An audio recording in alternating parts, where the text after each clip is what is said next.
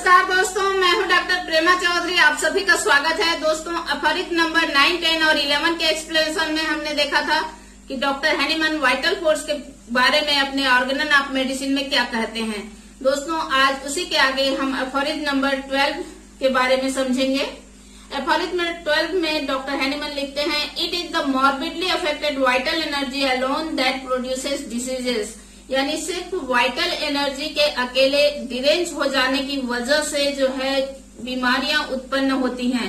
यानी कोई भी रोग हमारे शरीर में तब उत्पन्न होता है जब हमारा वाइटल फोर्स यानी जो हमारी जीवनी शक्ति है उसकी हार्मोनी में किसी तरह का कोई डिस्टरबेंस आता है, जो किसी डायनेमिक इफेक्ट की वजह से होता है। कोई भी मॉर्बिड डायनेमिक इफेक्ट अगर हमारे वाइटल फोर्स में पड़ता है, यानी बीमार करने वाले हानिकारक चीजों के प्रभाव अगर हमारे वाइटल एनर्जी पर पड़ता है जो कि डायनेमिक नेचर के होता है, तो इस तरह से हमारा जो वाइटल फोर्स है वो डायनेमिकली जो है डिरेंज हो जाता है। उसकी जो हार्मोनी है, ऊर्जा का जो एक संचार है, उसका क्रम जो है वो बाधित होता है और इस तरह की वाइटल एनर्जी में यानी जीवनी शक्ति में होने वाली गड़बड़ी के कारण ही बीमारियां जो है वो उत्पन्न होती हैं।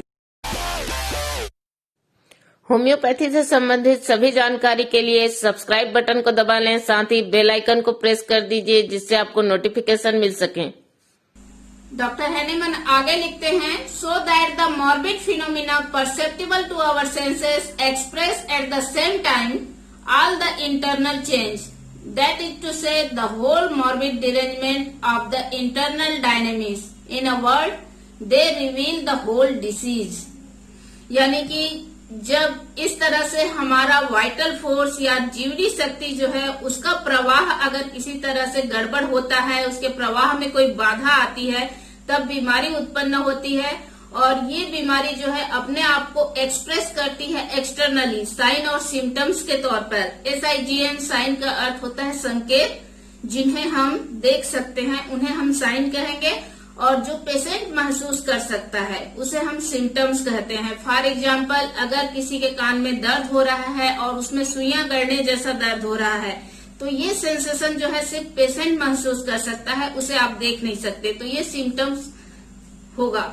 और अगर किसी को कहीं पे सूजन आ गई है, उसमें लालिमा दिख रही है जो आपको बाहर से देखने से दिख रही है, तो ये है साइन SIGN, जिसका अर्थ होता है संकेत। तो इस तरह से संकेतों से जिन्हें हमारी ज्ञानेंद्रियां जो है वो महसूस कर सकें, इस तरह से वाइटल एनर्जी का डिस्टरबेंस जो है अपने आप को इन संकेतों के माध्यम से, इन साइन और सिम्टम्स के माध्यम से दर्शाता है। और पूरी बीमारी जो है वो इसी तरह से प्रदर्शित होती है। यानी बीमारी को पूर्ण रूप से जो है इन संकेतों और लक्षणों के माध्यम से ही समझा जा सकता है।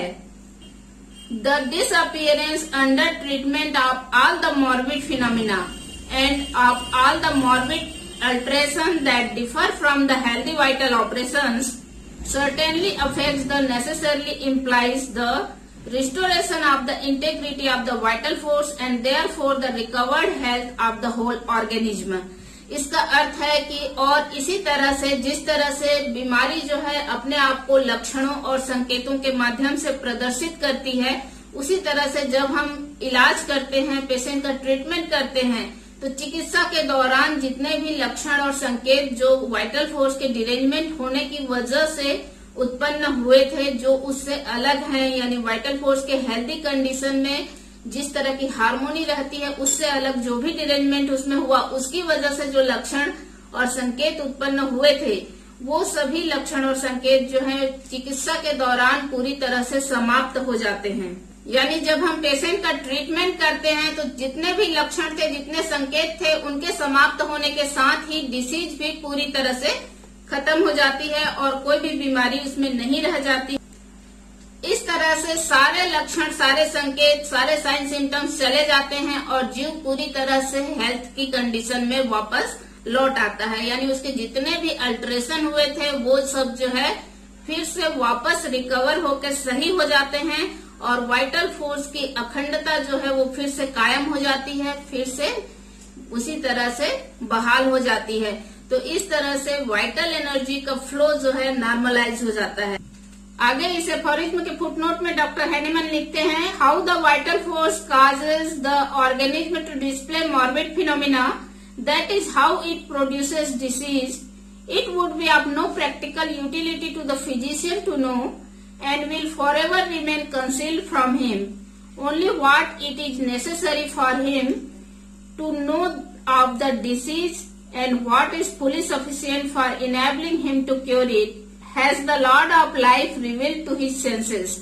कहने का अर्थ है कि फिजिशियन के लिए यह बात जानना कि वाइटल फोर्स किस तरीके से डिरेंज हुआ, इसका प्रैक्टिकल यूटिलिटी नहीं है, यानी व्यवहारिक तौर पर उसको यह जानना जरूरी नहीं है, बल्कि इससे ज्यादा यह जरूरी है कि डिसीज जो है वो क्या है और किस तरह के लक्षणों से वह अपने आप को व्यक्त कर रहा है और पेशेंट में क्या ठीक करना है, ये ईश्वर ने उसे सेंसेस दिए हैं जिससे वो समझ सकता है.